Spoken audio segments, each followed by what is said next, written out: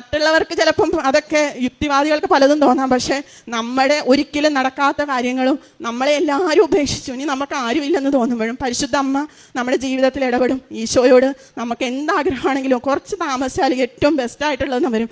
സ്വർഗത്തിൽ നിന്ന് ഇറക്കി തന്ന മന്നയാണ് ഉടമ്പടി എന്നാണ് ഞാൻ വിശ്വസിക്കുന്നത്. എനിക്ക് കുറേ നാളായിട്ട് ഈശോ പറയുക, എടി നിനക്കൊക്കെ തന്നിരിക്കുന്ന മന്നയാണത്, നീയൊക്കെ അത് മര്യാദക്ക് ഉപയോഗിക്കുന്നത്. ബൈബിൾ എടുക്കുമ്പോൾ ഈശോ സംസാരിക്കാറുണ്ട്. പിന്നെ പേപ്പറൊക്കെ കൊടുക്കുമ്പോൾ ചില ഏട്ടന്മാരെന്നോട് ചോദിക്കും, ഓ മാതാവ് എല്ലാം അങ്ങ് തന്നല്ലേ എന്ന് പറയും. അപ്പോൾ ഞാനവിടെ നിന്നിട്ട് ഇതെല്ലാം അങ്ങ് വിശദീകരിച്ച് കൊടുക്കും. അപ്പോൾ ആളൊരു പേപ്പറുമായിട്ടേ പോകുള്ളൂ. ഞാൻ പോരുമ്പോൾ ഇങ്ങനെ പറയും, രണ്ടുപേരും കൂടി എൻ്റെ കൂടെ പോന്നേക്കണം കേട്ടോ, എന്തെങ്കിലും കാര്യത്തിന് പോകണമെങ്കിൽ വണ്ടിയിൽ ഇങ്ങനെ ഒതുങ്ങിയിരിക്കും. അപ്പോൾ എന്നോട് ഹസ്ബൻഡ് ചോദിക്കും, നീ എന്താ ഇങ്ങനെ? ഞാൻ പറയും, മാതാവിന് ഇരിക്കാൻ സ്ഥലം കൊടുത്തിരിക്കുമോ. ഞാനൊരിക്കൽ ബസ്സിൽ കയറിയപ്പം ഒരമ്മച്ചി, എനിക്കത് മാതാവായിട്ടാണ് എനിക്ക് ഫീൽ ചെയ്തത്. ഈ കലവൂരിൻ്റെ അപ്പുറത്തെ സ്റ്റോപ്പിൽ നിന്നാണ് ആൾ കയറിയത്. ഞാൻ തിരുവനന്തപുരത്ത് പോകുമായിരുന്നു. അപ്പം ഫ്രണ്ടിൽ സീറ്റ് ഉണ്ടായിട്ടും ആ അമ്മ വന്ന് എൻ്റെ അടുത്തിരുന്നു. ഇരുന്നിട്ട് എന്നോട് പറഞ്ഞു, മോളെ എനിക്ക് ഭയങ്കര തലവേദനയാണ്, എനിക്ക് ഒട്ടും പറ്റുന്നില്ല എന്ന് പറഞ്ഞപ്പോൾ ഞാൻ പറഞ്ഞു, മാതാവിൻ്റെ തൈലം ഉണ്ട് എൻ്റെ കയ്യിൽ, ഞാൻ തൊട്ട് പ്രാർത്ഥിക്കട്ടെ എന്ന് ചോദിച്ചപ്പോൾ പ്രാർത്ഥിച്ചോളാൻ പറഞ്ഞു. ഞാനപ്പോൾ വിശ്വാസ പ്രമാണം ചൊല്ലി തൈലം തൊട്ട് പ്രാർത്ഥിച്ചതോടുകൂടി അവർ പറഞ്ഞു, എൻ്റെ തലവേദന എവിടെ പോയി എന്നറിയില്ല.